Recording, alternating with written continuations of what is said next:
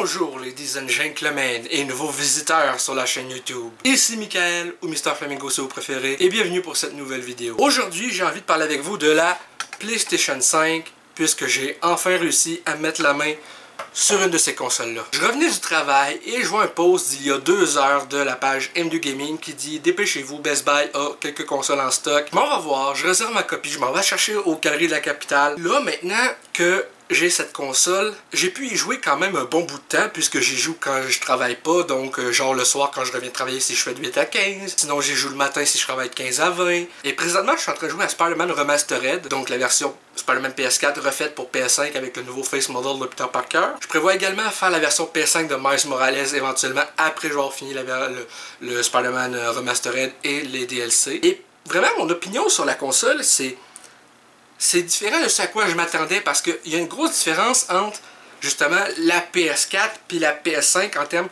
pas uniquement graphiques mais aussi dans les gâchettes arrière. Sur PS4, tu joues mettons à Spider-Man PS4 et tu appuies sur la clenche, donc la gâchette, tu n'as aucune résistance. Mais dans des jeux comme Spider-Man PS4, ou plutôt Spider-Man Remastered, peu importe la vitesse, ou plutôt plus que tu vas vite, tu vas avoir un peu de résistance dans la gâchette quand tu swings par rapport à ton élan. Aussi, je trouve ça le fun qu'il n'y ait plus la lumière qu'il y avait en arrière comme sur la manette de PS4. Je trouve que c'était embarrassant. Il aurait pu faire autre chose justement avec cet espace-là, sa manette, et c'est ce qu'ils ont fait. Il n'y a plus vraiment de lumière là. La lumière à la place sort ses côtés de... Ici, quand la manette est sa charge présentement, c'est orange, mais si j'utilise la console, la lumière va devenir bleue tout simplement. J'adore aussi comment le bouton n'est plus un simple rond avec le symbole, mais plutôt le symbole en lui-même. Et j'ai remarqué aussi que la manette a ses propres mises à jour, ce qui est un truc assez inhabituel pour moi, pour être honnête. J'adore vraiment la sensation de cette manette-là. Le fait qu'elle soit quand même pas mal plus grosse qu'une manette de PS4.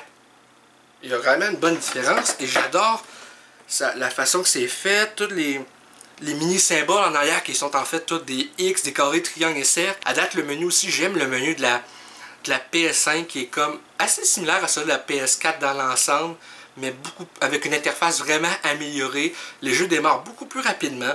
Tu rentres directement dans le vif, tu as beaucoup moins de temps de chargement. Par exemple, dans Spider-Man PS4, si tu meurs, tu as un temps de chargement. Là, ici, tu n'as même pas de temps de chargement avec genre des astuces, puis Spider-Man qui fait une pause en se balançant. C'est même pas 3-4 secondes, tu es revenu dans le jeu. C'est super à ce niveau-là.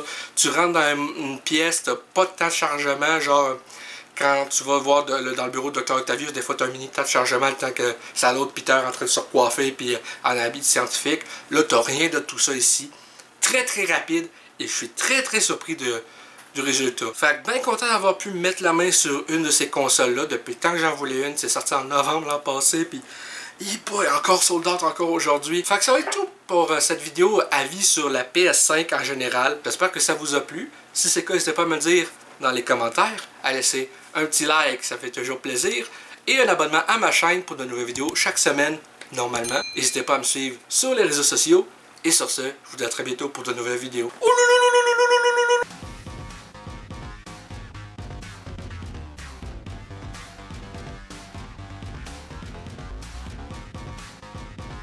Hey le grand, c'est quoi que t'attends pour t'abonner, sacrament?